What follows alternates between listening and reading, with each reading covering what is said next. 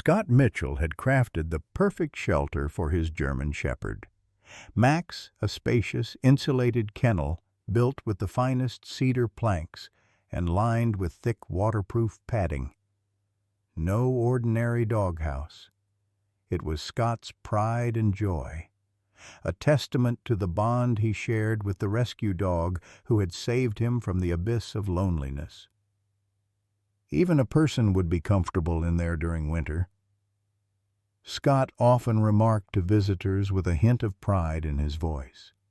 But on that bitter January morning, as the mercury plunged to 20 below and wind howled through the Maine pines, Scott found Max curled up outside in the snow, his thick coat dusted white, shivering yet resolute in his refusal to enter the warm shelter. The loyal shepherd rose immediately at his master's approach, attempting to disguise his discomfort, but the frost clinging to his whiskers and the exhaustion in his amber eyes told Scott that Max had spent the entire night exposed to the killing cold. For 2 nights, this puzzling behavior continued, despite Scott's increasingly desperate attempts to coax Max into the shelter, the dog stubbornly sleeping in snowdrifts while his comfortable kennel sat empty and warm. Then, on the 3rd morning, Scott knelt down and peered inside the darkened structure himself.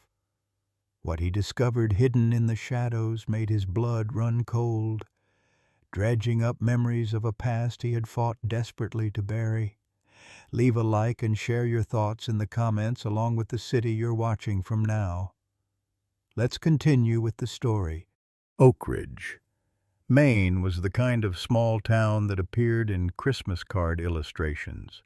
Quaint storefronts with hand-painted signs, a white steepled church that had weathered 2 centuries, and snow-covered pines that seemed to guard the community like silent sentinels. But to Scott Mitchell, it had simply become the place where he could disappear. The isolation of his late grandparents' farmhouse, situated on 15 acres at the end of a seldom plowed dirt road, suited the man he had become, a shadow of his former self. At 38, Scott's face carried the weathered lines of someone who had seen too much. His military service had left visible scars, a slight limp from shrapnel in his left leg, a burn mark that crept up his right forearm, but it was the invisible wounds that had nearly destroyed him, the nightmares that still woke him screaming, the panic attacks that could be triggered by something as innocent as a car backfiring. And then there was Jessica's death 4 years ago, a loss that had hollowed him out more thoroughly than any combat experience. The farmhouse had become both sanctuary and prison. Scott's carpentry skills had transformed the interior into something beautiful, each handcrafted piece of furniture a distraction from grief. The workshop where he spent most days was filled with the scent of sawdust and varnish, the repetitive motions of sanding and carving offering a temporary reprieve from memory. Max had been the unexpected salvation Scott never sought. The German Shepherd had been scheduled for euthanasia at the county shelter, too aggressive. They said, too damaged from years of abuse to be rehabilitated. Something in the dog's eyes had spoken to Scott. They recognized each other, 2 broken souls.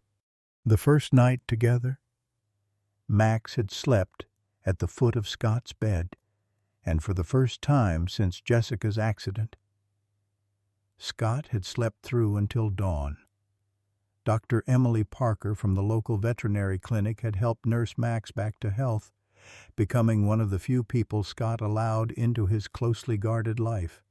Sheriff Mike Reynolds, who had shared a school bus with Scott 30 years earlier, occasionally stopped by with transparent excuses to check on the hermit, as he good-naturedly called his old friend. And then there was Brian Thompson, the sour-faced neighbor whose property bordered Scott's to the north, whose apparent dislike for Scott seemed to intensify with each passing season for reasons Scott couldn't fathom. Scott's days had settled into a predictable rhythm that brought him comfort. Each morning began before dawn, when he would rise from restless sleep and brew coffee strong enough to stand a spoon in. Max would stretch at the foot of the bed, his muscular body unfurling like a great furry accordion, before trotting to the back door with expectant eyes. They would walk the perimeter of the property together, Scott's morning meditation and Max's security patrol combined into one ritual. This particular morning had started no differently. Scott had pulled on his thermal layers, fleece-lined work pants, and the heavy Carhartt jacket that had seen him through 5 Maine winters. He'd watched his breath crystallize in the air as he crossed the yard to Max's kennel, calling the dog's name softly. Max usually burst from the shelter at the sound of Scott's voice, but today there had been no answering movement. "I first saw Max at the county shelter," Scott often told Emily during their regular checkups. "Skin and bones, patches of fur missing. They had him in isolation because he'd snapped at 2 handlers and a potential adopter." Scott recalled how the shelter manager had tried to dissuade him. "That dog's been through hell," she'd said. "Previous owner used a cattle prod on him, kept him chained outside without shelter, starved him half to death. We've tried for 3 months, but he's just too far gone." But something had shifted in Max's demeanor when Scott approached his kennel. The snarling had stopped. The shepherd's ears, usually pinned back in fear and aggression, had perked forward. When Scott extended his hand, Max had inched forward to sniff it cautiously. By the end of that first meeting, the dog had allowed Scott to touch the top of his head, the first human contact he'd accepted without fear. The day Scott brought Max home, the dog had inspected every corner of the farmhouse with military precision. He'd shown particular interest in Jessica's things, which Scott still couldn't bring himself to remove her gardening hat hanging by the door, her collection of pottery on the kitchen shelves, the quilt she'd made draped over the back of the couch. Max had sniffed each item carefully before curling up underneath her writing desk, as if appointing himself guardian of her memory. "I think animals know things we don't," Emily had said once, during one of her house calls to check on Max's recovery. "They sense emotions, intentions. You're Max there. He knows you're hurting. That's why he sticks to you like glue." Now, as Scott trudged through knee-deep snow toward the kennel, worry gnawed at him. Max had never spent a night outside in such brutal cold. The thermometer on the back porch had registered 22 below zero that morning, with a wind chill pushing it to dangerous levels. Even with his thick double coat, Max could suffer frostbite or hypothermia. The shepherd sat in the snow about 10 feet from his kennel, his posture alert despite visible fatigue. When he saw Scott, he rose shakily, his normally fluid movements stiff from cold. Scott ran the last few steps, dropping to his knees beside the dog, running his hands over Max's body to check for injury. "What the hell are you doing out here, buddy?" he muttered, relief mixing with concern. Max whined softly, turning to look at his kennel before focusing on Scott again. It struck Scott as odd, almost as if the dog was trying to communicate something about the shelter. Scott coaxed Max toward the house, noting how the dog hesitated, looking back at the kennel with obvious reluctance. Inside, Scott toweled the shepherd dry before the wood stove, checking his paws and ears for frostbite. Finding no damage, he fed Max a double portion of breakfast, which the dog devoured with unusual speed before moving to stand by the back door, whining to be let out again. "What's gotten into you?" Scott asked, bewildered by this break in routine. When he opened the door, Max bolted straight for the kennel, where he took up his earlier position sitting in the snow, staring at the structure as if standing guard. Scott called Emily that afternoon, describing Max's strange behavior. "Could be wildlife," she suggested. "Raccoon, fox, maybe even a coyote seeking shelter. Animals can sense when another creature is nearby." That explanation made sense, but when Scott had approached the kennel to investigate, Max had become agitated, placing himself between Scott and the entrance, not threatening, but clearly communicating that Scott should keep his distance. The second night was worse than the first. A nor'easter blew in around midnight, howling winds driving snow horizontally across the fields. Scott had prepared a makeshift bed for Max on the enclosed porch, but when he'd gone to check at 2 a.m., the dog was nowhere to be found, grabbing his coat and a flashlight.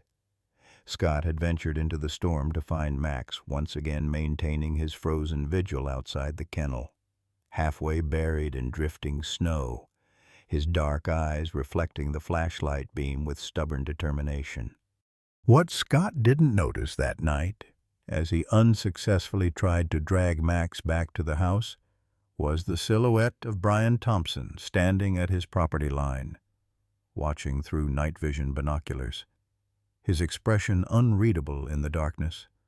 By the third morning, Scott had reached his breaking point. The storm had passed, leaving behind a crystalline world of white, the temperature still hovering just above zero despite the brilliant sunshine. Scott's concern for Max had transformed into a gnawing fear that something was seriously wrong with the dog he'd come to depend on. After watching Max refuse even his favorite breakfast, grilled chicken mixed with kibble, Scott made a decision. "All right, that's it," he announced, his breath forming clouds in the frigid air. "We're getting to the bottom of this now." Max followed him out to the kennel, his posture tense. As Scott approached the structure, the shepherd darted ahead, positioning himself at the entrance with a low whine, not aggressive, but pleading. Scott knelt in the snow beside him, stroking Max's frost-stiffened fur. "I need to see, buddy," he said softly. "Let me check." Something in Scott's tone must have conveyed his determination, because Max reluctantly stepped aside, though he remained vigilant. Muscles coiled as if ready to spring, Scott crouched and peered into the shadowy interior of the kennel. At first, he saw nothing unusual, just the thick bedding he'd placed inside to insulate Max from the cold ground. Then a slight movement caught his eye, a shifting in the darker shadows at the back of the enclosure. Scott reached for his phone, switching on its flashlight for a better look. The beam illuminated a pair of golden eyes, not unlike Max's but smaller, set in a triangular face. A cat, thin, but with a distinctive tortoiseshell coat, was curled in the furthest corner of the kennel. As the light revealed her, she hissed softly, wrapping her body more protectively around what Scott now recognized as 3 tiny kittens, their eyes still sealed shut, their bodies no larger than his palm. "Jesus Christ," Scott whispered, his heart suddenly pounding. The mother cat's hiss faded to a low growl, but she made no move to attack, seemingly too weak or too determined to protect her babies. Scott's mind raced as he tried to process what he was seeing. A feral cat had somehow found its way into Max's kennel to give birth. But instead of chasing her away as most dogs would, especially one with Max's history of abuse and aggression, the shepherd had stood guard, choosing to sleep in the snow rather than disturb the little family. As Scott's eyes adjusted to the dim light, something about the tortoiseshell cat nagged at his memory. He shifted position slightly, trying to get a better look without frightening her further. That's when he noticed the faded blue collar around her neck, nearly hidden by her fur, and the small heart-shaped tag hanging from it. Recognition hit him like a physical blow. "Sarah," he breathed, the name catching in his throat. The cat blinked slowly, her defensive posture relaxing slightly at the sound of the name. Scott sat back in the snow, light-headed with shock. Sarah had been Jessica's cat, a birthday gift Scott had given her 6 years ago. After Jessica's fatal car accident, the distraught cat had disappeared, presumably run away or fallen victim to the coyotes that prowled the surrounding woods. Scott had searched for weeks, putting up posters, leaving food out, but eventually had been forced to accept that Sarah, like Jessica, was gone forever. Yet, here she was, 4 years later, impossibly returned with a new generation of life. Scott became aware of Max pressing against his side, the dog's eyes moving between him and the cat, as if gauging their reactions to each other. For the first time, Scott understood what Max had been doing these past 2 nights, not just protecting the cats from the elements, but protecting them from Scott himself, unsure how his master would react to their presence. "You incredible animal," Scott murmured, wrapping an arm around Max's thick neck. "You've been watching over them?" One of the kittens mewled weakly, drawing Scott's attention back to the practical matters at hand. The tiny creatures didn't look healthy. Their movements were sluggish, and one in particular seemed to be struggling. Sarah herself appeared malnourished, her once plush coat dull and patchy. Scott pulled out his phone again, this time to make a call. "Emily, it's Scott. I need you to come out to the farm right away, and bring your medical kit." He paused, still struggling to believe what he was seeing. "I found Jessica's cat. She's alive, and she has kittens. They don't look good."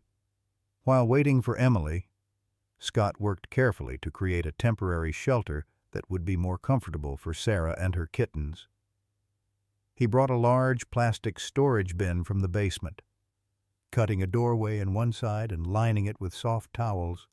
After several tense minutes of coaxing, he managed to transfer the feline family into this makeshift nursery and bring them into the warmth of the house. Max followed their progress with anxious attention, never more than a few feet away, whining softly whenever one of the kittens made a sound. Once the cats were settled in the living room near the wood stove, the shepherd lay down beside the bin, his muzzle resting on the edge, eyes fixed on his charges. Emily's truck arrived in a spray of snow 20 minutes later. The veterinarian, a practical woman in her 40s with laugh lines around her eyes and prematurely gray hair, always pulled back in a sensible ponytail, stomped the snow from her boots before entering. She stopped short at the sight of Max's protective posture beside the bin. "Well, I'll be damned," she said, setting down her medical bag. "When you said Max found them, I didn't realize he'd appointed himself their guardian." Scott explained what had happened: Max's refusal to enter his kennel, the night spent in the snow, the discovery of Sarah and her kittens. Emily knelt beside the bin, her experienced hands gently examining first Sarah, then each of the kittens. Her expression grew increasingly grave. "This is definitely Sarah. I can check her microchip to confirm, but that distinctive mark on her ear is unmistakable," she said. "She's severely undernourished. Probably been giving everything she has to these little ones." She held up the smallest kitten, a tiny calico that barely filled her palm. "This one's in bad shape. Hypothermia. Probably dehydrated too." She checked the other two, an orange tabby and a black one with white paws. "These two are stronger, but not by much." As Emily worked, Scott noticed movement at the edge of his property. Brian Thompson stood near the line of pine trees that separated their lands, watching the house through binoculars. When he realized Scott had spotted him, He quickly lowered them and turned away, but not before Scott caught the unmistakable expression of alarm on his neighbor's face. The spare bedroom became an impromptu feline nursery. Scott worked methodically, hauling in an old dresser to serve as a base for the larger nesting box Emily had brought, positioning it to catch the morning sunlight from the east-facing window while staying clear of drafts. Max supervised every detail, his intelligent eyes tracking Scott's movements, occasionally nudging a blanket or pillow into what he apparently deemed a more suitable position. "I've never seen anything like it," Emily remarked as she prepared a special high-calorie formula for the weakest kitten. A German Shepherd with this kind of protective instinct toward cats, especially given Max's background. She shook her head in amazement. Animals continued to surprise me, even after 15 years in practice. Scott leaned against the door frame, watching as Emily used a tiny syringe to feed the struggling calico kitten. Could it be because they're Sarah's? Maybe he remembers her from before? Possibly, Emily said, though 4 years is a long time, even for a dog's memory. She glanced up at Scott. "How are you holding up? This must be bringing back a lot." Scott ran a hand over his beard, buying time to compose his thoughts. The reappearance of Jessica's beloved cat had indeed cracked open a vault of memories he'd worked hard to seal shut. Jessica planting sunflowers along the south field, Jessica laughing as kitten Sarah batted at her long hair. Jessica's voice on that last voice message, "Don't forget to pick up coffee, love you," casual words that had become sacred after the crash. "I'm okay," he said finally. "Just trying to make sense of it. Sarah's been gone for 4 years. Where has she been all this time? And why come back now, in the dead of winter, to have her kittens?" Emily carefully returned the kitten to its siblings. Cats are usually pretty resourceful. She could have been living feral, or maybe someone took her in for a while. She hesitated. "The timing is strange, though. And her condition—" She trailed off, a slight furrow appearing between her eyebrows. "What about her condition?" Scott pressed. Emily began packing her supplies. "She's malnourished, yes, but in a specific way. Her coat shows signs of recent adequate care followed by sudden deprivation, and there's something else." She pulled a small evidence bag from her pocket. "I found this embedded in her collar. It's not a standard tag." Scott took the bag, examining the small flat disc inside. It was smaller than a dime, metallic, with what looked like a tiny circuit board on one side. "What is it?" "I'm not sure," Emily admitted. "But it's electronic, not decorative. Almost looks like a tracking device of some kind." The implications hung in the air between them. If Sarah had been wearing a tracker, someone had been monitoring her movements. Someone had known exactly where she was after Emily left, promising to return the next day with more supplies. Scott sat on the floor beside the nesting box, Sarah cautiously allowing him to stroke her head. Max lay on the other side, his large body curled protectively around the box's perimeter. "Where have you been, girl?" Scott murmured. "And who sent you back to us?" As if in answer, Sarah stretched her neck to lick his hand, a gesture so familiar it made his chest ache. This small creature had been Jessica's constant companion, sleeping on her pillow, riding on her shoulder as she worked in her small home office. Sarah had been the last living being to see Jessica before she drove away on that rainy April morning, never to return. The thought sent Scott to the attic, where boxes of Jessica's belongings remained untouched. preserved like artifacts from a civilization lost to time. He found what he was looking for in the third box, Jessica's journals and research notes from her work as an environmental consultant. His wife had been investigating several local industrial sites for possible contamination, work that often made her unpopular with certain business interests in the region. Hours later, Scott sat at the kitchen table surrounded by Jessica's meticulous documentation, water quality reports, soil sample analyses, photographs of industrial waste sites. One location appeared repeatedly in her notes: Northeastern Chemical Processing, a facility about 15 miles from their property, situated on the river that eventually wound its way through the back portion of Scott's land. A facility where, according to a small newspaper clipping Jessica had saved, Brian Thompson had worked as security manager until his retirement 3 years ago.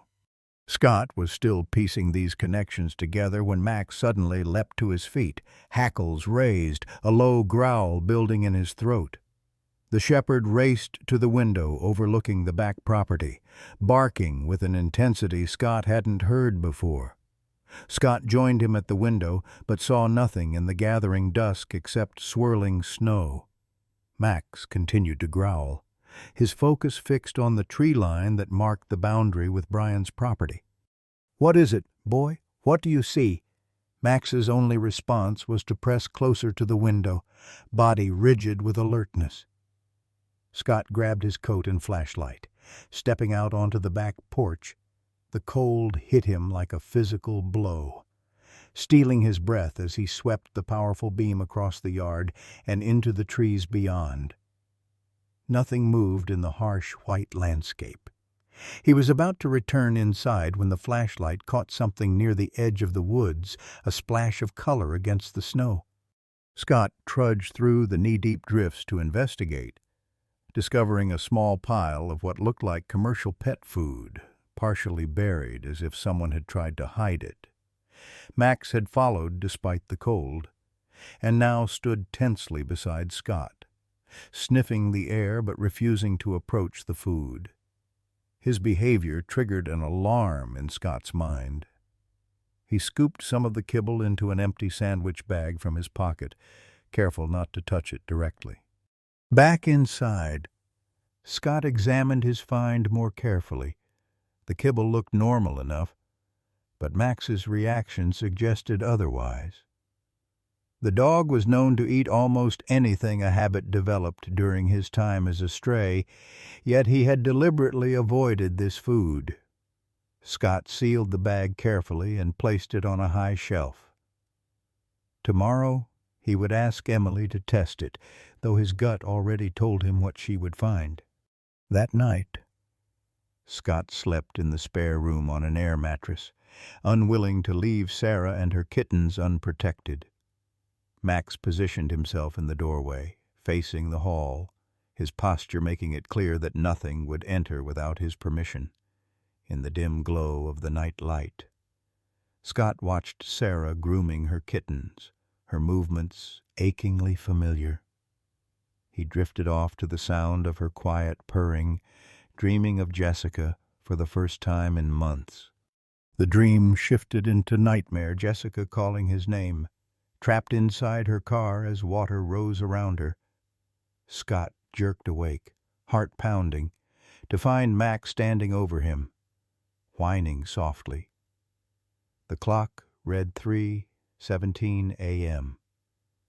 Something had disturbed the shepherd's vigilance. Scott lay still, listening. The old farmhouse creaked and settled, as it always did.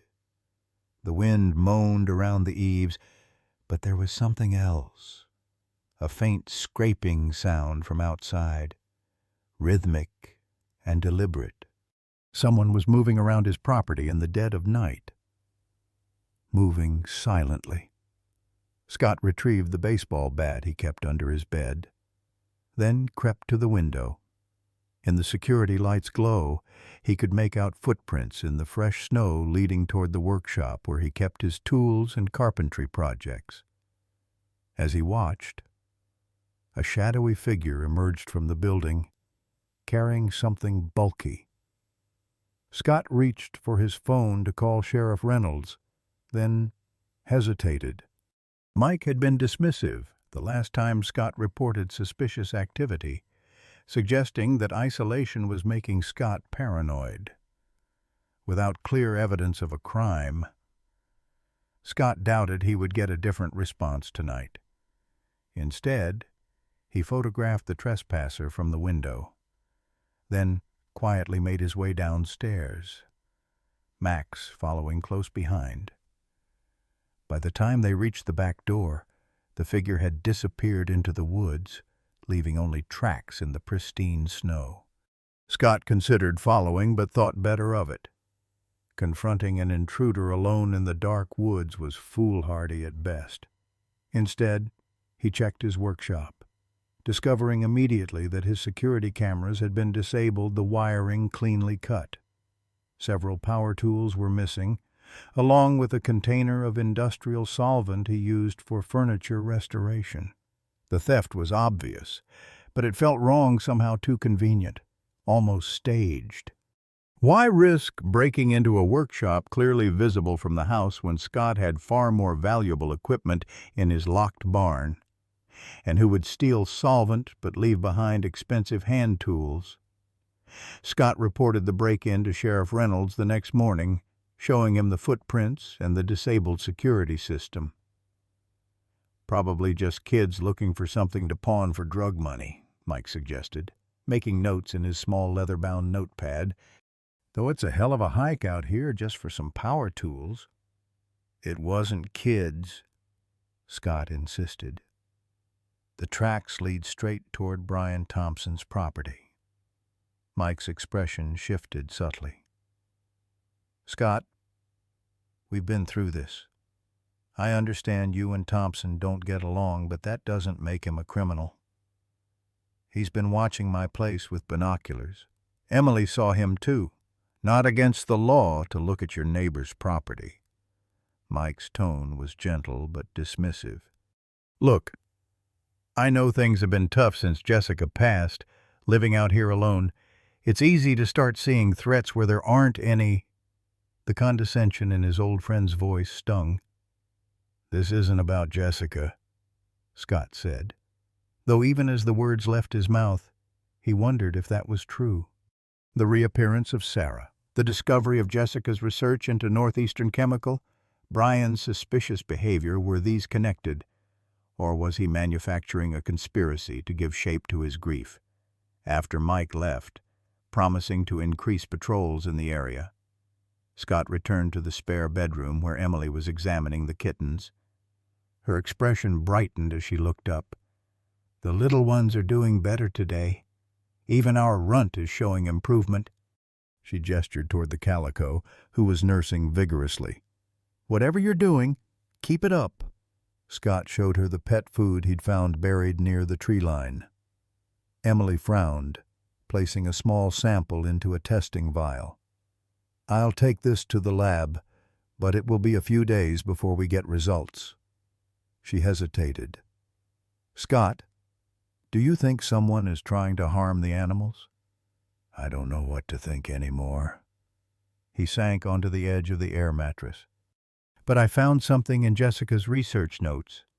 She was investigating Northeastern Chemical for groundwater contamination before she died. And guess who worked security there, Brian Thompson? Emily's eyes widened. You think there's a connection to Sarah showing up now?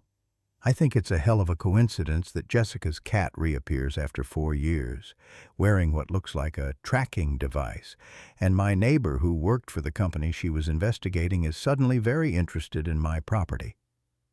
Emily looked thoughtful. Jessica's accident was on River Road, wasn't it?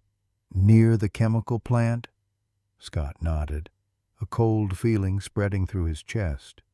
He'd revisited the crash site dozens of times in those first terrible months, trying to understand how Jessica's car had veered off the road on a clear day with no other vehicles involved.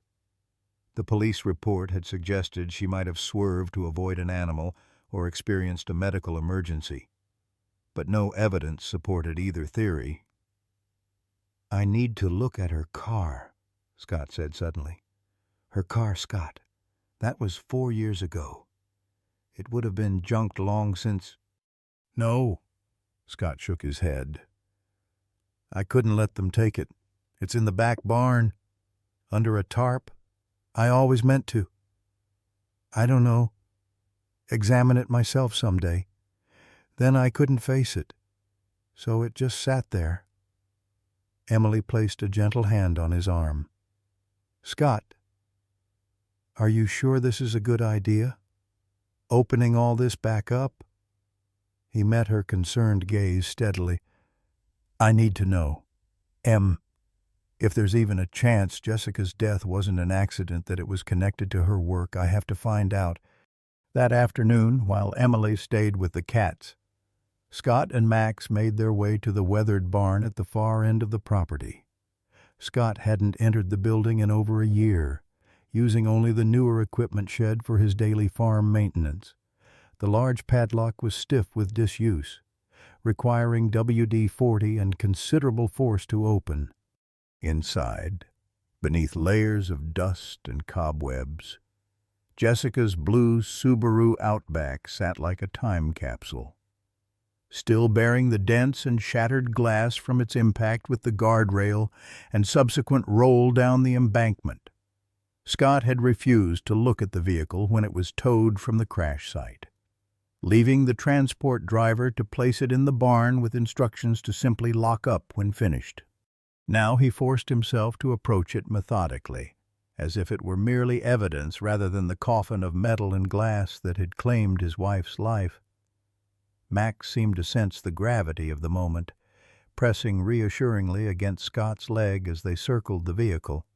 The exterior damage told the story Scott already knew: impact with the guardrail, multiple rolls down the steep embankment, final rest against a large oak tree. But when he opened the hood, something caught his attention. The brake lines had been cut, not torn or broken in the crash, but cleanly severed with what appeared to be wire cutters. Scott stared at the evidence, his mind struggling to process its implications. Jessica's crash hadn't been an accident. Someone had ensured she would lose control of her vehicle at high speed, a delayed execution that would appear as nothing more than a tragic accident.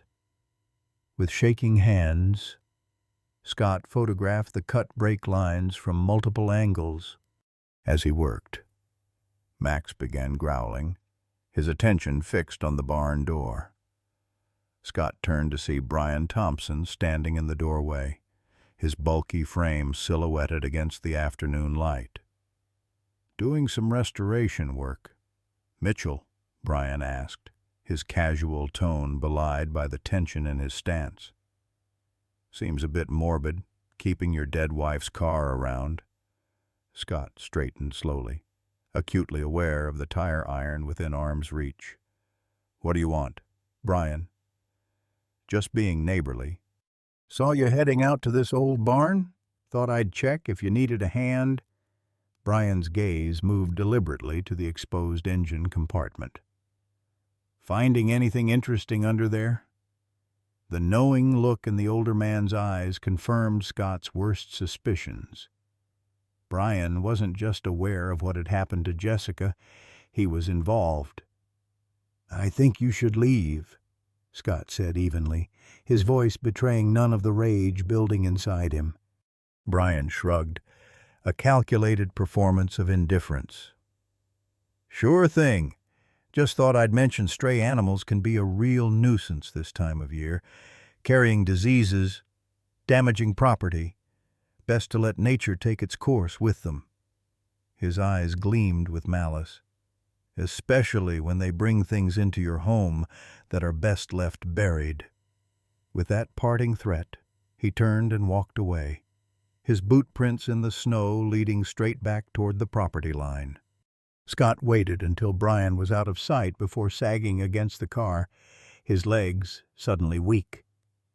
Max pressed against him, a solid anchor in a world that had just tilted on its axis. The dog's warmth reminded Scott that he wasn't alone in this fight, whatever this was becoming. He locked the barn securely before returning to the house, his mind racing with implications and questions. One thing was becoming increasingly clear. Sarah's return was no coincidence, and Jessica's death had been no accident. The two were connected in ways he was only beginning to understand, and the answers he sought might put him and the creatures now dependent on him in grave danger. Emily's face paled as she examined the photographs on Scott's phone. "These brake lines were definitely cut," she confirmed, zooming in on one image. "And this doesn't look like stress damage from the accident. It's too clean, too precise." They sat at Scott's kitchen table, mugs of untouched coffee growing cold between them. Max lay at Scott's feet, his body pressed against his master's legs as if anchoring him to the earth. Outside, darkness had fallen early, the winter sun surrendering to long January shadows by mid-afternoon. "We need to take this to Mike," Emily said, setting down the phone. "This is evidence of homicide. Scott shook his head. "I already tried telling him something wasn't right. You saw how he reacted, like I'm some shell-shocked veteran imagining conspiracies." He ran a hand through his hair, frustration evident in the gesture. "Besides, these photos alone won't be enough. The car's been sitting in my barn for 4 years. Any halfway decent lawyer would argue I could have tampered with it." Emily considered this. "Then what's our next move?" Before Scott could answer, a distressed mewling sound from upstairs interrupted them. They rushed to the spare bedroom to find Sarah standing over the calico kitten, who lay on its side, tiny limbs twitching in what appeared to be a seizure.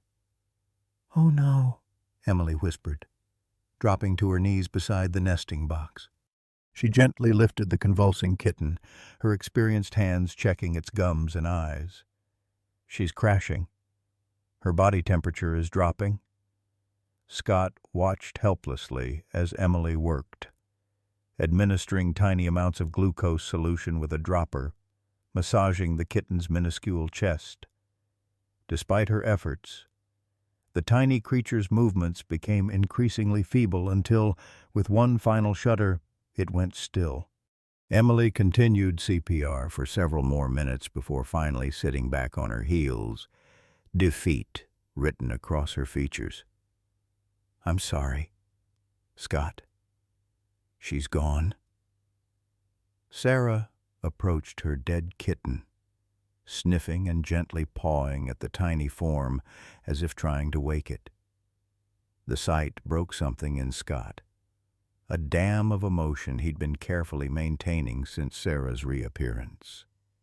He turned away, bracing himself against the wall as grief washed over him in waves. Emily wrapped the lifeless kitten in a small towel, then checked the remaining 2.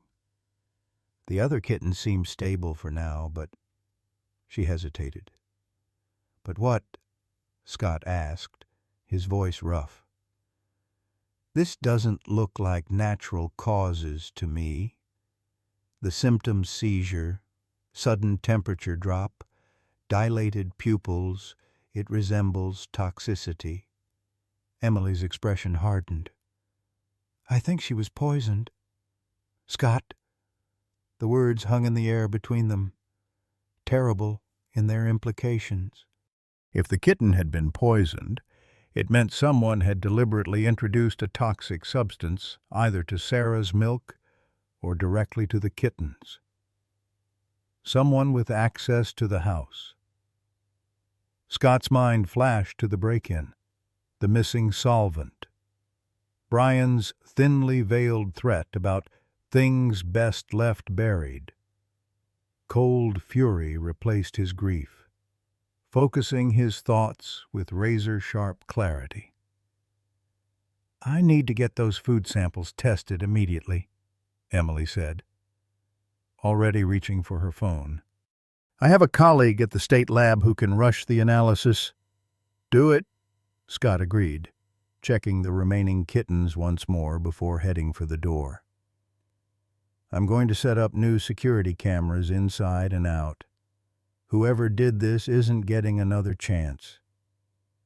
The next few hours passed in a blur of focused activity. Scott installed wireless security cameras at every entrance and in the spare bedroom. Emily departed for the lab with both the pet food sample and the deceased kitten, promising to call as soon as she had results. Throughout it all, Max remained on high alert, alternating between guarding Sarah and her surviving kittens and patrolling the perimeter of the house, his demeanor making it clear he considered them all under siege. By nightfall, Scott had transformed his home into a fortress. New deadbolts secured the doors, motion-activated floodlights illuminated the yard, and the security camera feed displayed on both his laptop and phone. He prepared for a long night, brewing a fresh pot of coffee, and positioning himself in the living room where he could monitor both the security feeds and the stairs leading to the spare bedroom.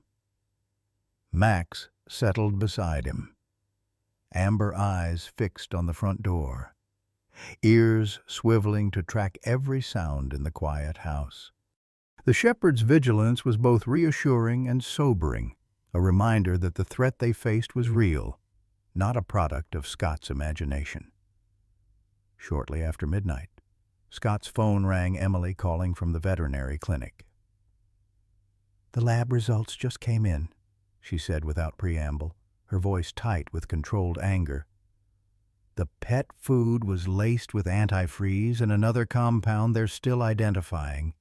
It's definitely poison, Scott, and it's not something that could have happened accidentally." Scott closed his eyes briefly, confirmation of his suspicions, bringing no satisfaction. "And the kitten? Same toxins in her system. Sarah must have ingested some of the poisoned food before you found them, passing it through her milk." Emily paused. "Scott, you need to watch the other kittens closely." "I'm coming back over."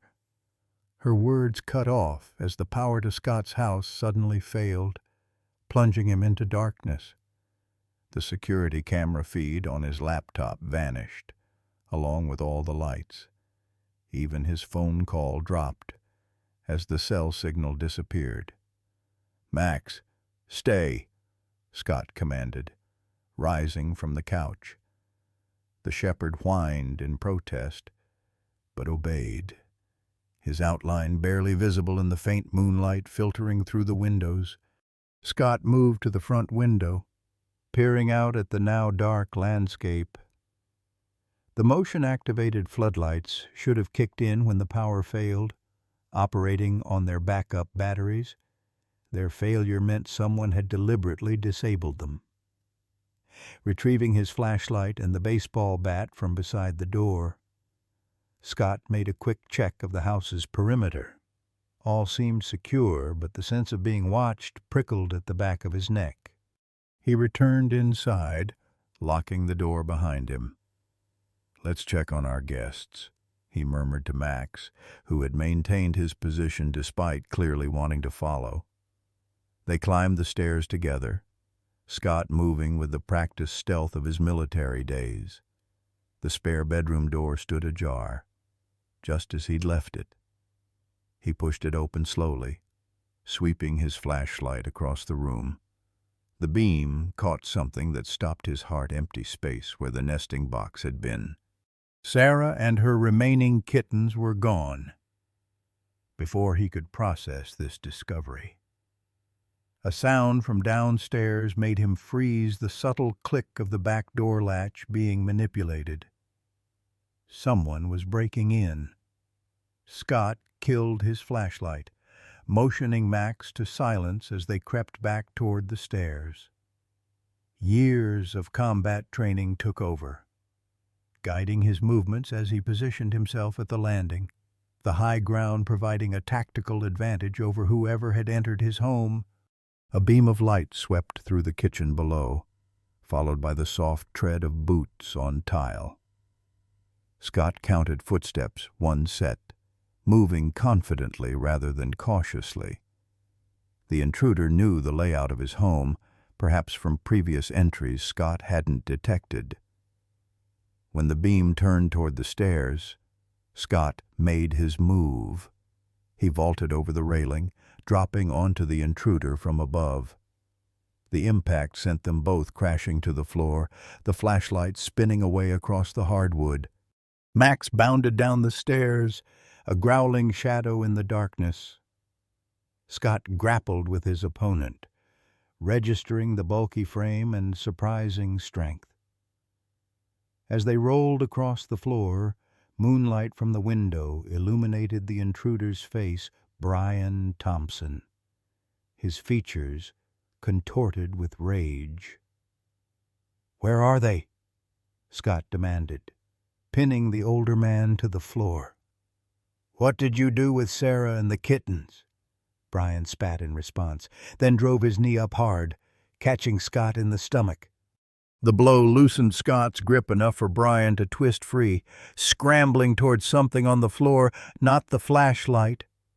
Scott realized too late. But a gun. Max reacted before Scott could, launching himself at Brian's arm. The shepherd's jaws closed around the man's wrist just as his fingers touched the weapon. Brian howled in pain, trying to shake off the dog while reaching for the gun with his free hand. Scott dove forward, kicking the weapon away and tackling Brian again. This time he managed to flip the man onto his stomach, wrenching his arms behind his back. Max maintained his grip on Brian's wrist, blood now visible on the man's sleeve. "Call off your mutt," Brian gasped, face pressed against the floor. "Not until you tell me where Sarah and the kittens are," Scott replied, applying more pressure to Brian's restrained arms. "And what you did with my wife." A bitter laugh escaped Brian, ending in a pained wheeze. "Your precious Jessica. So righteous, so determined to save the world. You have any idea what her meddling almost cost us millions in fines, possibly jail time for the executives, all because she couldn't mind her own damn business?" Scott's vision tunneled at the confession, rage pulsing behind his eyes. He increased the pressure, feeling something in Brian's shoulder give way. The man yelped in pain. "The car was just insurance," Brian continued, his voice strained. "We tried to buy her off first, then threaten her. Nothing worked. She was going to file her report that Monday." "So you murdered her," Scott said, the words like ashes in his mouth. "It was supposed to look like an accident, and it did until that damn cat showed up wearing Jessica's tracking device." Scott's mind raced to make sense of this. What tracking device? Jessica was collecting water samples all over the county. The company was monitoring her movements through a tracker on her cat's collar. The animal went everywhere with her. Brian's laugh held no humor. "After the accident, the cat disappeared. We thought it died in the woods somewhere. But 4 months ago, our monitoring system picked up the signal again. Sarah had found her way to a farm outside Oak Ridge." "So you took her," Scott said, understanding dawning. "You've been keeping her captive all this time. Why bring her back now?" "We didn't," Brian snarled. "The little beast escaped during transport to a new facility. We've been tracking her, trying to recapture her before she led anyone back to us. And where does she run? Straight to you. With evidence. Evidence of what? Figure it out yourself. Hero." Brian twisted suddenly, breaking Scott's hold and reaching for something in his jacket, a small black device with a red button. Max lunged again, but not before Brian's thumb pressed down. A muffled explosion shook the house, followed by the sound of breaking glass from upstairs. "Too late," Brian said, blood staining his teeth as he smiled. "Evidence gone." Scott delivered a short, brutal punch that rendered Brian unconscious, then raced upstairs with Max at his heels. The spare bedroom window had been blown inward, glass shards littering the floor. Outside, flames licked up the side of the house from what appeared to be an incendiary device thrown through the window. Scott grabbed the fire extinguisher from the hallway, battling the growing blaze while scanning the room desperately for any sign of Sarah and her kittens. Finding nothing, he continued fighting the fire until the extinguisher emptied, managing to contain the worst of the flames to one corner of the room. Sirens wailed in the distance. Neighbors must have seen the explosion and called emergency services. Scott returned downstairs to find the spot where he'd left Brian empty, a trail of blood leading to the open back door. The injured man had escaped while Scott battled the fire. Scott started to follow, then hesitated. Brian was wounded and on foot. He couldn't have gone far. More urgent was the question of Sarah and the kittens. Had Brian already moved them before setting the explosive, or had someone else taken them while Scott was distracted by the break-in? The answer came in the form of a faint mewing from the kitchen pantry. Scott wrenched open the door to find a small pet carrier pushed to the back corner. Inside were Sarah and the two remaining kittens, frightened but alive. Relief flooded through him, so intense it nearly brought him to his knees. Sarah blinked up at him, her golden eyes reflecting the emergency lights now visible through the windows as the first responders arrived. Max pressed his nose to the carrier door, whining softly in greeting. Sheriff Reynolds was the first through the door, weapon drawn. "Scott, are you all right? What the hell happened here?" Scott looked up, cradling the pet carrier protectively. "I know who killed Jessica," he said, "and I can prove it." The following days unfolded in a blur of official statements, evidence collection, and mounting uncertainty. Scott's kitchen became command central for the investigation, a parade of uniformed deputies and evidence technicians disrupting the rural quiet he had once cherished. Sheriff Reynolds, finally convinced of the gravity of Scott's claims, had mobilized every resource at his disposal to search for Brian Thompson, who remained at large despite his injuries. "We found blood trail leading into the woods," Mike informed Scott on the third morning, accepting a cup of coffee with a grateful nod. Dark circles beneath the sheriff's eyes testified to his sleepless dedication. "Stopped at the access road about a quarter-mile in. He must have had a vehicle waiting." Scott leaned against the counter, exhaustion weighing on him like a physical burden. Max lay at his feet, the shepherd having refused to leave his side since the attack. "Any leads on where he might have gone?" Mike shook his head. "Thompson owns a cabin up near the Canadian border, but it was empty when we checked. He's got resources and connections, could be anywhere by now." He hesitated, turning the coffee mug between his palms. "Scott, there's something else. The forensic team found residue from the explosive device. It's military grade, not something your average security guard should have access to." And Scott absorbed this information, adding it to the growing puzzle of Northeastern Chemical's apparent reach and resources. "They're not just covering up environmental violations," he said. "This is bigger." "I'm beginning to think so too," Mike agreed. "I've called in the state police and reached out to the FBI. This is beyond what my department can handle alone." He met Scott's gaze directly. but I need to be straight with you. You're not going to like what comes next." The what comes next arrived that afternoon in the form of a formal request for Scott to surrender Sarah and her kittens to state evidence technicians. Mike delivered the news himself, his discomfort visible as he explained that the cat's collar and the surviving kittens might contain trace evidence crucial to building a case. "We'll take good care of them," Mike assured him, watching as Scott paced the length of the living room. "The state has facilities." "No," Scott interrupted, his voice flat. "Sarah stays with me. You can examine the collar, take blood samples, whatever you need. But she's been through enough. She belongs here." "Scott, be reasonable. This isn't just about a pet. This is evidence in what might be multiple homicides." "She's not just evidence," Scott shot back. "She was Jessica's cat. She's all I have left of my wife." The rawness in his voice silenced the sheriff momentarily. The standoff might have continued if not for Emily's timely arrival.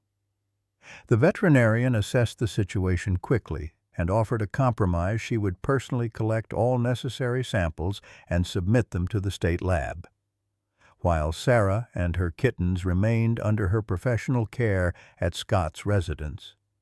Mike reluctantly agreed, making it clear this arrangement was temporary and subject to review as the investigation progressed. "And you'll need protection," he added, gesturing toward the damaged upstairs bedroom. "Thompson is still out there, and he's already proven he's willing to kill to keep whatever secrets he's protecting." "I don't need a babysitter," Scott objected. "It's not up for debate," Mike said firmly. "I've already arranged for a deputy to be stationed outside, and the state police are sending someone to install additional security systems tomorrow." After Mike left, Emily conducted a thorough examination of Sarah and the remaining kittens, the orange tabby and the black one with white paws. She worked methodically, collecting hair samples, blood draws, and finally removing the mysterious collar for proper analysis. "The good news is they seem to be recovering," she told Scott, replacing the kittens next to their mother in the new nesting box he had constructed. "No signs of the toxicity that killed the calico. The formula feeding is working, and Sarah's milk production is increasing as her nutrition improves." Scott watched the small family, finding unexpected solace in their presence. Max had appointed himself their guardian, rarely straying from the room where they were kept. The shepherd's devotion stood in stark contrast to the betrayal Scott felt from human institutions, the sheriff's department that had dismissed his concerns, the company that had murdered his wife, the legal system that now viewed Sarah primarily as evidence rather than a living creature deserving protection. That night, as a deputy's cruiser sat in his driveway and Max maintained his vigilant watch over the cats, Scott retreated to his workshop. He needed physical activity to process the emotional turmoil of recent events. Woodworking had always been his therapy. The transformation of raw lumber into something functional and beautiful, providing a sense of control often lacking in his life. He was sanding the edges of a small table when his phone rang, Emily calling from the emergency clinic where she had taken the samples for preliminary analysis. "Scott, I've found something you need to see," she said, her voice tight with an emotion he couldn't identify. "It's about Max." "What about him?" Scott asked, setting down his tools. "Is he sick?" "No, not sick, but—" Emily paused. "I think you should come to the clinic now." 40 minutes later, Scott stood in Emily's private office, staring at X-ray images displayed on her computer screen. They showed Max's chest cavity, with several small, dense objects clearly visible beneath his rib cage. "Microchips," Emily explained, pointing to the metallic squares. "But not standard pet identification chips. These are something else more sophisticated. with substantially more storage capacity. Scott struggled to comprehend what he was seeing. How did they get there? Max was chipped at the shelter when I adopted him, but just the regular ID chip in his shoulder. Emily's expression was grim. These were surgically implanted, given their position and the scar tissue around them. I'd estimate the procedure was done approximately 2 to 3 years ago. That's impossible, Scott protested. Max has been with me for 2 years. He's never been out of my sight long enough for someone to... He stopped abruptly, a memory surfacing. Except when he had that hunting accident. Remember about 6 months after I got him? Emily nodded slowly. When he disappeared for 3 days and came back with that deep laceration, we thought he'd gotten caught in a trap. She turned back to the x-rays. Scott, someone took Max deliberately, operated on him, and then returned him to you with these chips inside him. They've been monitoring your household through him. The implications were staggering. Max, his loyal companion, his emotional support through the darkest days of grief, had been unwittingly serving as a surveillance device for whoever had killed Jessica. Every conversation in his home, every piece of evidence he'd discovered, every moment of vulnerability had potentially been observed by his enemies. Can you remove them? Scott asked, a hollow feeling spreading through his chest. Yes, but it would require surgery. Given Max's age and the position of the devices, there's significant risk. Emily hesitated. Scott, there's something else. When I was examining Sarah's collar, I noticed it had been altered. The tracking device wasn't original to the collar, it was added later, after Jessica's death. And it's the same technology as the chips in Max. Scott sank into a chair, the room seeming to tilt around him. So they've been watching me all along, waiting to see if I'd discover what really happened to Jessica. It seems that way, Emily agreed quietly. The question is, why wait 4 years to act? Why allow you to adopt Max if they were concerned about you investigating? The answer came to Scott with sudden clarity. Because they thought I was broken. After Jessica died, I fell apart, stopped asking questions, stopped functioning. He looked up at Emily, a new understanding hardening his features. They were using Max to make sure I stayed that way, to monitor whether I ever started digging into Jessica's death. And Sarah's return triggered their response, Emily concluded. They realized you might make connections they couldn't afford. Scott stood, a cold determination replacing his initial shock. I need to get back to the house. If they've been monitoring through Max, they know he's here with you right now. Sarah and the kitten are alone except for the deputy. Emily was already reaching for her keys. I'll drive. They arrived at Scott's farmhouse to find the deputy's cruiser still parked in the driveway, its interior dark. Scott approached cautiously, Emily staying in her vehicle as instructed. When he reached the cruiser, his worst fears were confirmed. The young deputy was slumped against the steering wheel, a dart protruding from his neck. Scott checked for a pulse, relieved to find one. The deputy was alive but deeply unconscious. Scott took the officer's sidearm before approaching his house, every sense heightened for signs of intrusion. The front door stood slightly ajar, interior lights blazing despite the late hour. Scott entered silently, the deputy's weapon raised before him. The living room was undisturbed, But as he moved toward the kitchen, he heard voices, one belonging to Brian Thompson, the other unfamiliar but authoritative.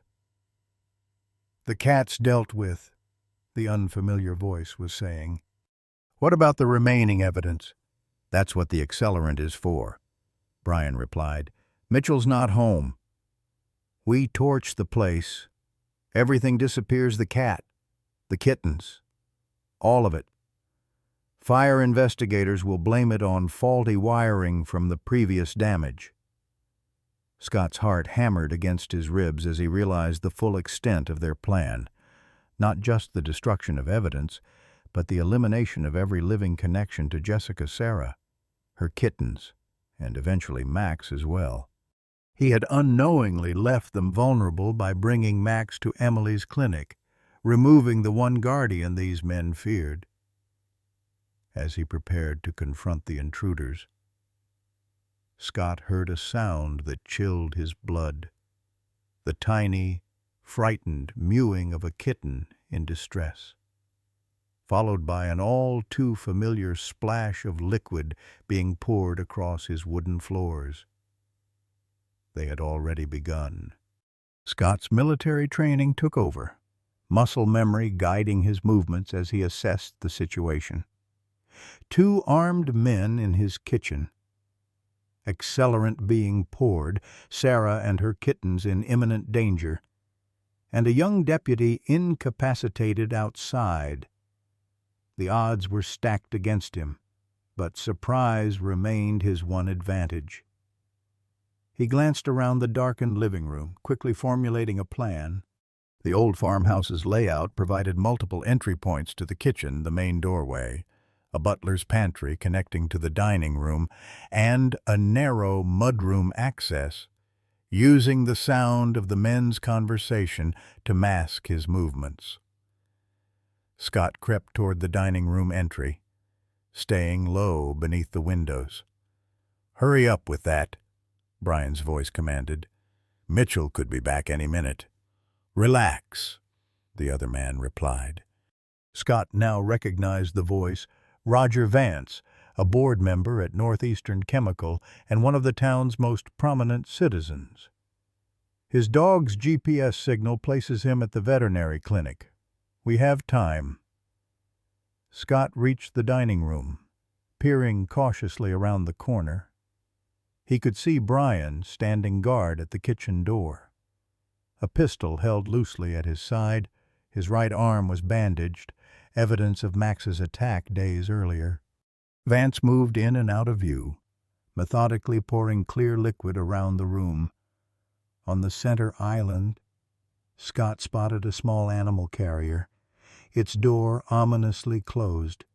Sarah and her kitten were inside, their distressed movements visible as shadows against the plastic sides. "What about the memory cards?" Brian asked. "You sure they were in the collar?" "Positive," Vance replied, setting down an empty container and pulling a small plastic bag from his jacket. "Microfilm documentation of every illegal dump since 1998 water test results. Internal memos, everything Jessica Mitchell collected before her unfortunate accident, all stored on these microscopic cards embedded in her cat's tracking device." He held up the bag with a satisfied smile. "Once we destroy these and complete our cleanup here, the company is in the clear." Scott's grip tightened on the deputy's weapon. The confirmation of Jessica's murder ignited a cold fury within him, but he forced himself to remain focused. One wrong move, and Sarah would die along with any chance of justice for Jessica. He noticed a stack of his woodworking magazines on the dining room table, staying hidden. He knocked them to the floor, the sound drawing Brian's immediate attention. "What was that?" Brian hissed, raising his gun toward the dining room. "Check it out," Vance ordered. "I'll finish here." Scott retreated behind a large china cabinet as Brian advanced into the dining room. Weapon first, he held his breath as the man passed within inches of his hiding place, then moved swiftly behind him.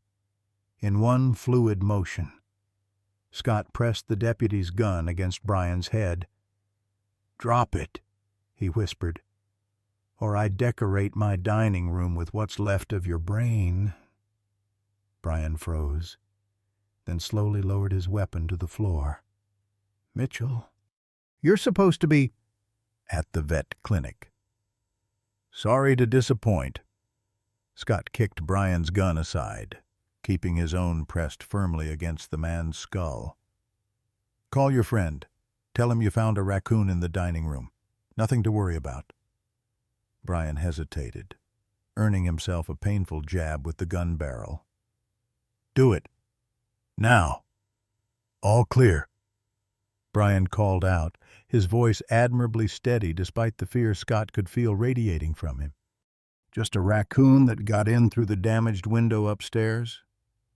"Well, get rid of it and get back here," Vance replied impatiently.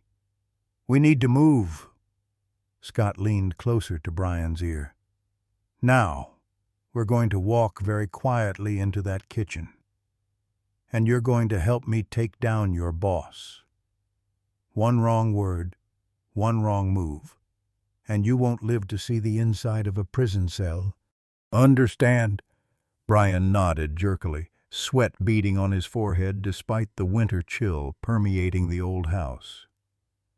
"Roger," Brian called as they entered the kitchen. Scott positioned directly behind him with the gun now pressed against his spine. "We've got comp—" Scott never learned what warning Brian had intended to give. A deafening blast cut off his words as Vance fired without hesitation, the bullet striking Brian squarely in the chest. The man crumpled to the floor, eyes wide with shock at his partner's betrayal. Scott dove behind the kitchen island as Vance fired again, the bullet splintering wood where he had stood a moment before. The animal carrier sat just feet away, Sarah and her kitten now silent with terror. "I knew Thompson was a liability," Vance called out, his cultured voice incongruously calm as he reloaded his weapon. "Too emotional, too prone to panic, just like your wife, Mitchell. Some people simply can't see the bigger picture." Scott assessed his options, painfully aware of the accelerant fumes filling the enclosed space. Any muzzle flash could ignite them, turning the kitchen into an inferno. He needed to end this quickly. "What bigger picture would that be?" "Roger," Scott called back, trying to pinpoint the man's location by sound. "The one where you poison an entire watershed to save on disposal costs," Vance laughed, the sound chilling in its genuine amusement. "Such a simplistic view. Northeastern Chemical employs half this county. Mitchell, our tax revenues fund the schools, the hospital, the police force your friend Sheriff Reynolds depends on. The environmental violations your wife was so concerned about were necessary compromises for the greater good. Tell that to the families dealing with cancer clusters downriver," Scott replied, inching toward the animal carrier. "Tell that to my wife, who you murdered to protect your profit margins. Jessica's death was regrettable but necessary. She refused to be reasonable, refused to understand the consequences of her crusade." Vance's voice moved closer. "Just like you're being unreasonable now. Did you really think you could take on a billion-dollar corporation and win one broken man against our lawyers, our political connections, our resources?" Scott's fingers closed around the handle of the animal carrier, sliding it carefully toward him. Sarah's golden eyes gleamed in the dim light, her body curled protectively around her remaining kitten. "You know what your real mistake was, Roger?" Scott asked, transferring the carrier to his left hand while maintaining his grip on the weapon with his right. "You assumed I was still broken." In one swift movement, Scott hurled a heavy ceramic bowl from the counter in Vance's direction. The executive fired reflexively at the sound, revealing his position behind the refrigerator. Scott took the shot one clean round that caught Vance in the shoulder, spinning him backward against the wall. The gun fell from Vance's hand as he clutched his bleeding shoulder, shock and outrage warring on his aristocratic features. Scott approached cautiously, keeping his weapon trained on the wounded man. "You've just signed your own death warrant," Vance spat, blood seeping between his fingers. "You think I came alone? There are men outside right now who—" The sudden wail of sirens cut him off. Through the kitchen window, Scott could see the flash of emergency lights approaching down his long driveway. "That would be the silent alarm I installed after your last visit," Scott informed him, allowing himself a grim smile. "Turns out, I'm not as predictable as you thought." Vance's face contorted with fury. "It doesn't matter. You have no proof that will stand in court. It's your word against mine. And in case you've forgotten, I'm Roger Vance. I fund the district attorney's re-election campaigns. I donated the new wing to the county courthouse." Scott retrieved the plastic bag that had fallen from Vance's pocket during the confrontation. Inside were several tiny memory cards, no larger than grains of rice. "You mean this proof?" Scott asked, holding up the bag. "Jessica's complete investigation documented and preserved the same evidence you just confessed to killing her for." The color drained from Vance's face. "You can't prove those came from me. I never—" "Save it for your lawyer," Scott interrupted. As the first officers burst through the front door, weapons drawn. "Oh, and one more thing you should know." He reached into his pocket and removed a small digital recorder. "The deputy's body cam has been transmitting our entire conversation to the state police, your confession included." Sheriff Reynolds led the team that secured the scene, his expression grim as he surveyed Brian Thompson's body and the wounded Roger Vance. When the executive had been handcuffed and read his rights, Mike approached Scott, who sat on the porch steps with the animal carrier beside him. "That was a hell of a risk you took," Mike said, lowering himself beside Scott with a weary sigh. "You could have been killed." "They were going to burn my house down with Sarah inside," Scott replied, his fingers gently stroking the carrier door. "There wasn't time to wait for backup." Mike nodded, understanding in his eyes. "Emily called me as soon as you left the clinic. She told me about the chips they found in Max." He paused, choosing his next words carefully. "Scott, we found 3 more men unconscious in the woods at the edge of your property. Professional contractors, not local talent. This goes deeper than Northeastern Chemical. There are federal agencies that will want to speak with you." Scott absorbed this information with a strange sense of detachment. The adrenaline was wearing off, leaving him hollow and exhausted. What happens now? Now we start building the strongest case possible against Vance and whoever else was involved in Jessica's death. Mike placed a hand on Scott's shoulder. "It won't bring her back, but it might finally give you both some justice." Emily arrived as the state police forensics team was processing the kitchen.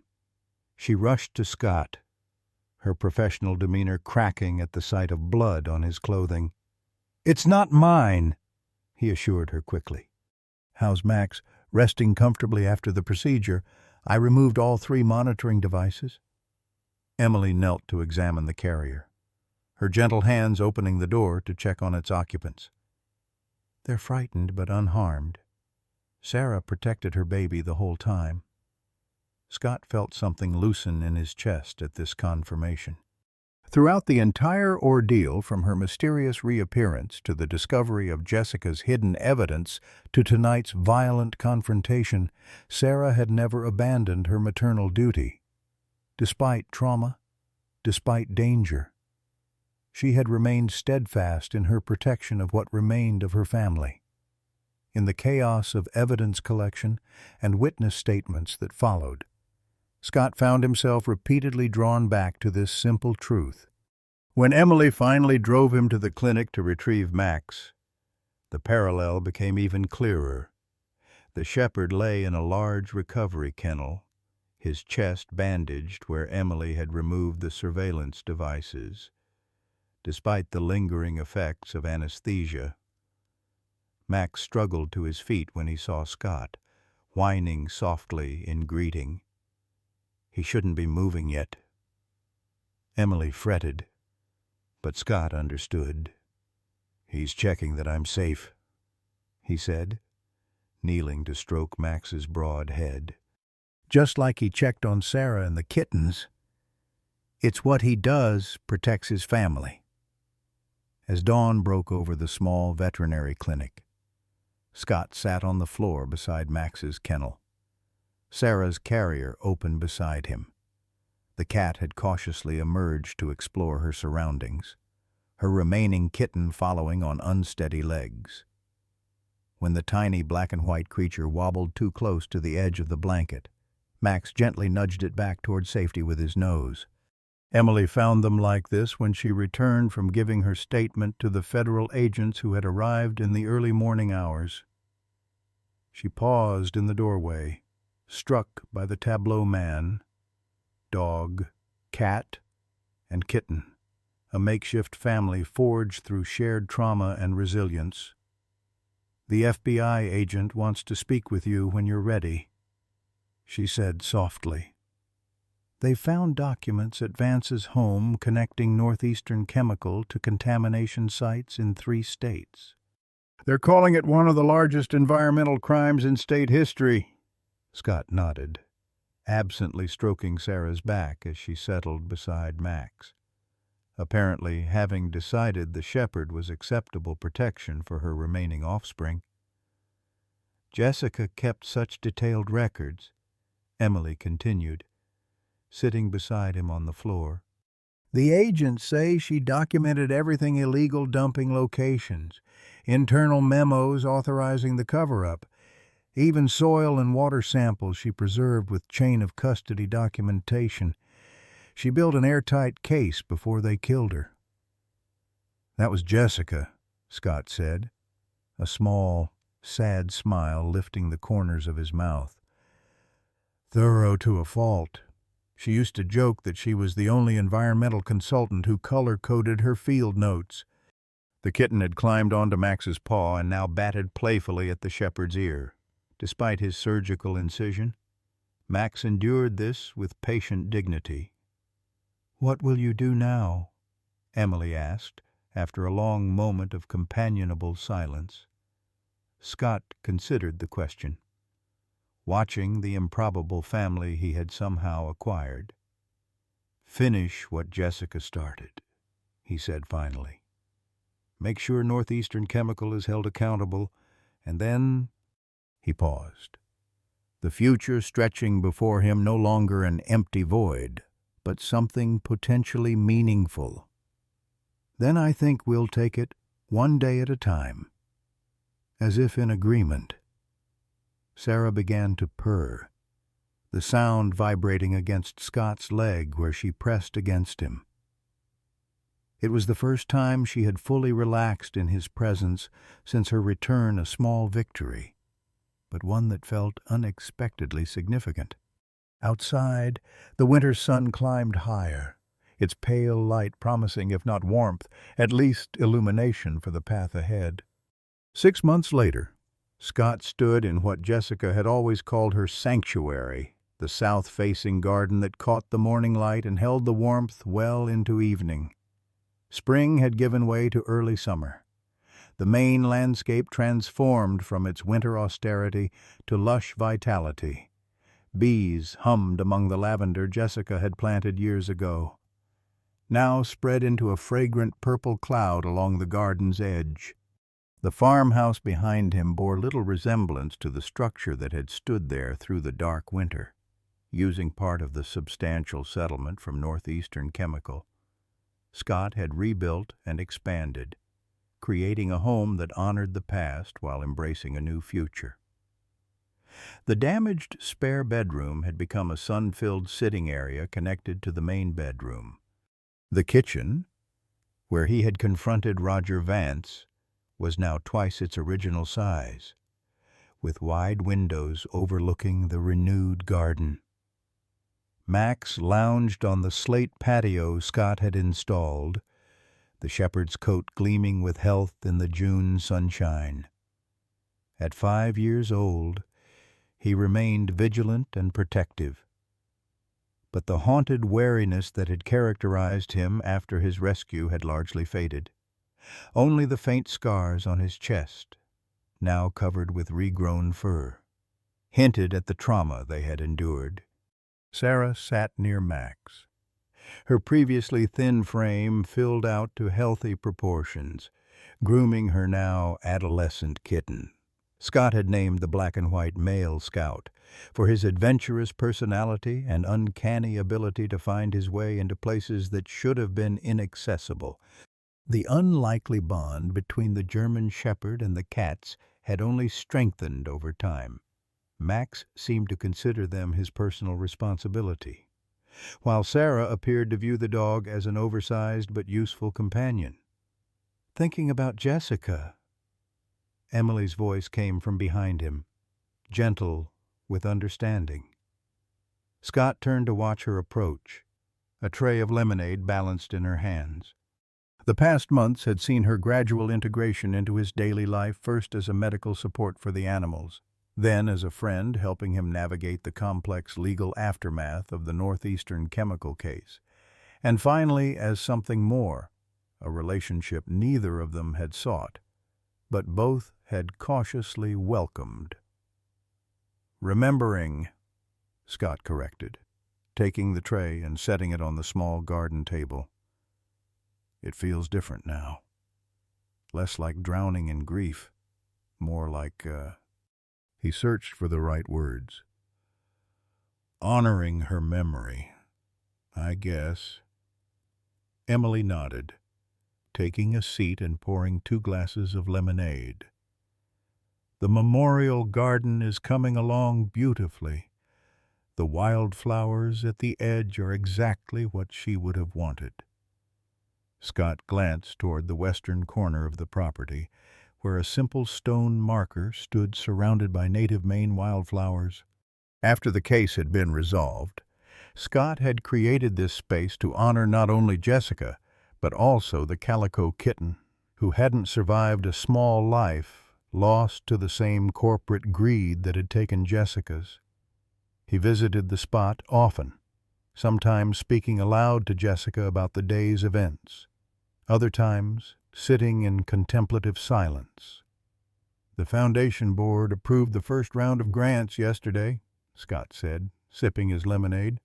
3 environmental monitoring projects and a legal fund for families affected by industrial contamination.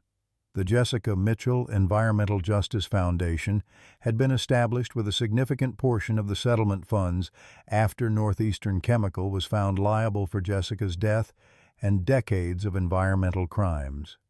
The federal investigation had uncovered a conspiracy that extended far beyond Roger Vance, implicating corporate executives, local officials, and even 2 state regulators who had been bribed to look the other way.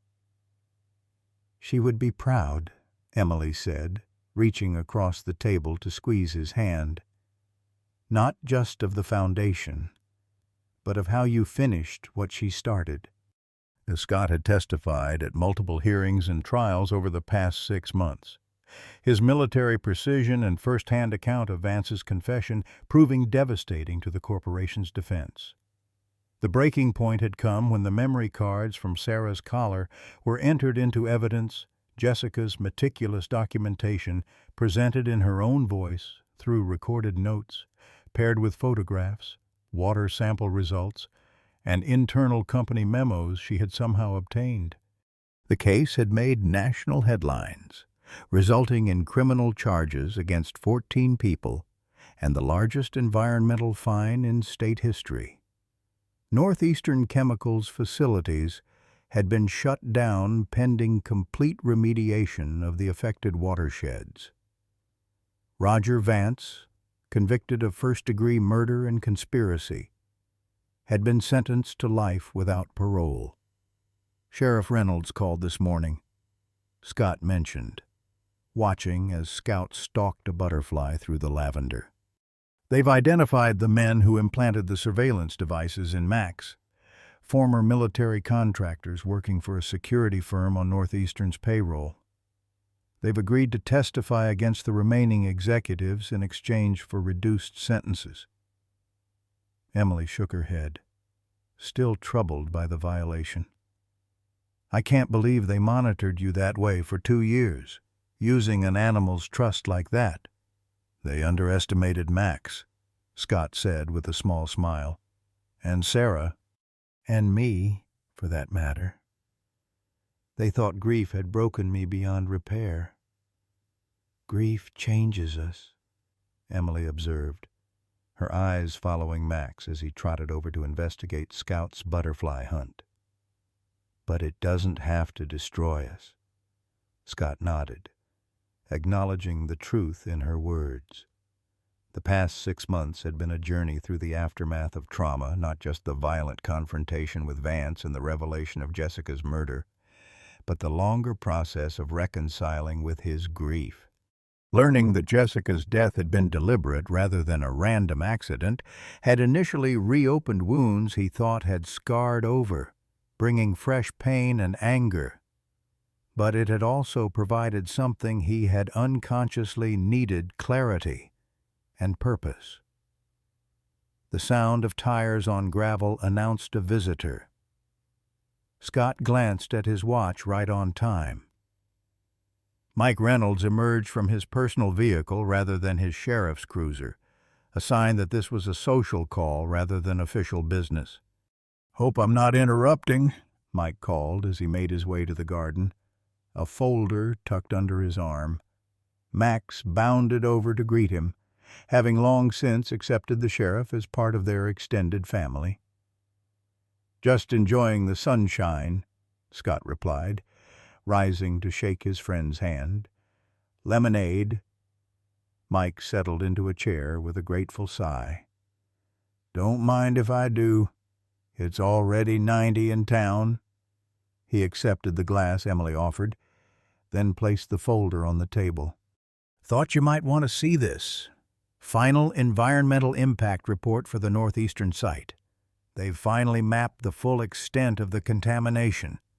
Scott opened the folder, examining the detailed maps and technical data within.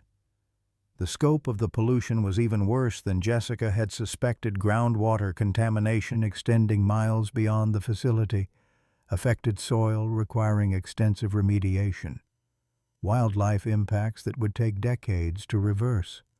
"The cleanup fund should cover most of it," Mike continued, "and the health monitoring program for affected residents begins next month." "Good," Scott said, closing the folder. "How's Deputy Carson doing?" The young officer who had been drugged during Vance's attack had suffered lingering effects from the powerful sedative. "Back on light duty as of last week," Mike reported. "Doctors expect a full recovery." He glanced around the transformed property. "Place looks good, Scott. Real good. You've done a lot with it." It was a simple observation, but Scott recognized the deeper meaning behind it.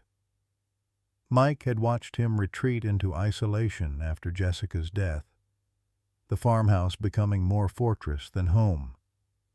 The renewal of the property mirrored Scott's own gradual reemergence into the community. "Couldn't have done it without help," Scott acknowledged, his gaze moving between Emily and Mike. "I had good people in my corner."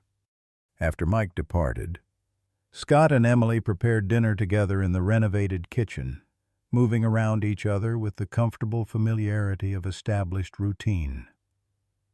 Through the window, they could see Max and Sarah lounging on the patio in the golden evening light, Scout exploring the perimeter with typical feline curiosity.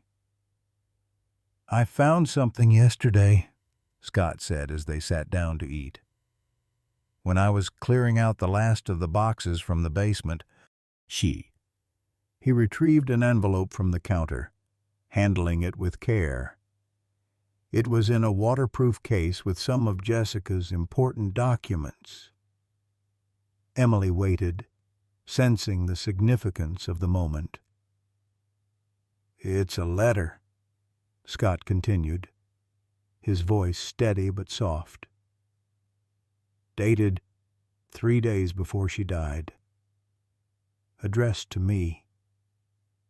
He removed the neatly folded pages, the familiar handwriting causing a momentary tightness in his throat.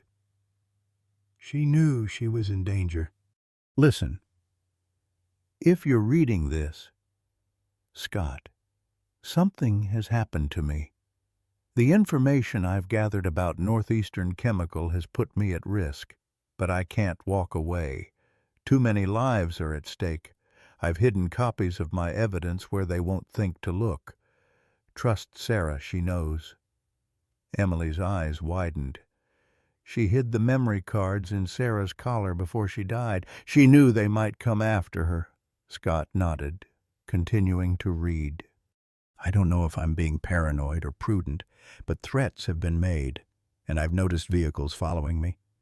If anything happens to me that seems unusual, no matter how accidental it appears, please don't accept the official explanation. Keep asking questions. Keep fighting." He paused, collecting himself before reading the final lines. "Know that I love you more than I can express, and that whatever happens, the work we do to protect this beautiful, fragile world is worth any risk. All my love, forever, Jessica." The kitchen fell silent as the weight of Jessica's final message settled around them.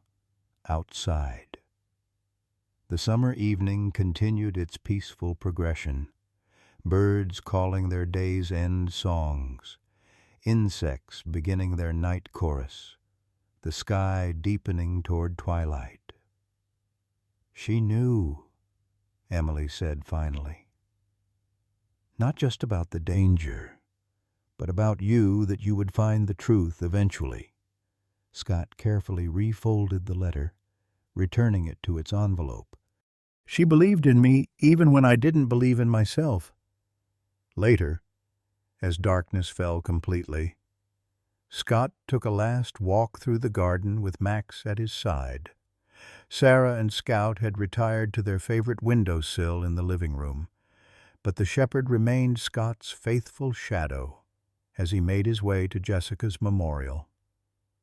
The polished granite stone gleamed faintly in the moonlight.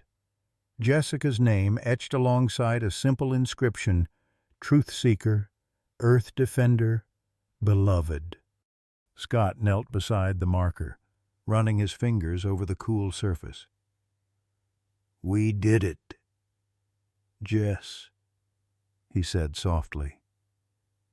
"They're being held accountable. People are safe now."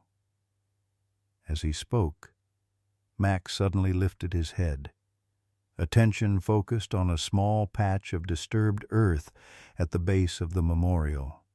The shepherd pawed gently at the spot, uncovering what appeared to be a recently sprouted seedling, the distinctive leaves of a sunflower, Jessica's favorite. Pushing up through soil where none had been planted, Scott stared at the tiny plant, a smile slowly spreading across his face. Some might call it coincidence, a seed carried by wind or bird to this exact spot. Others might see the hand of Providence or Jessica's spirit offering a sign. Scott simply accepted it as a perfect symbol of what the past 6 months had taught him, that even after the darkest winter, life finds a way to begin again. He and Max walked back to the farmhouse together, where Emily waited on the porch with a cup of tea, where Sarah and Scout watched from the window, where the warmth of home, not just the structure, but the feeling of belonging, welcomed him back from the shadows. In the quiet corners of our lives, even the coldest winters eventually yield to spring. Scott Mitchell's journey reminds us that grief doesn't have to be the end of our story. It can be the middle, where unexpected healing begins. When a loyal German shepherd chooses to sleep in freezing snow to protect a vulnerable family, not his own, we're reminded of the purest kind of love, one that asks nothing and gives everything. Many of us have faced our own winters losing spouses too soon, wondering if we'll ever feel whole again, questioning if justice exists in a world that often protects the powerful at the expense of truth. Scott's story speaks to something we all understand, that sometimes salvation comes in unexpected forms. A faithful dog, a returning cat, a letter found years later that validates our pain. The path through grief isn't about forgetting, it's about remembering differently, with gratitude instead of only pain. Like Max standing guard in the snow, sometimes love means sacrificing comfort for something greater. And like Sarah, returning home after years lost, sometimes the connections we thought were gone forever find their way back to us, reminding us it's never too late for a new beginning.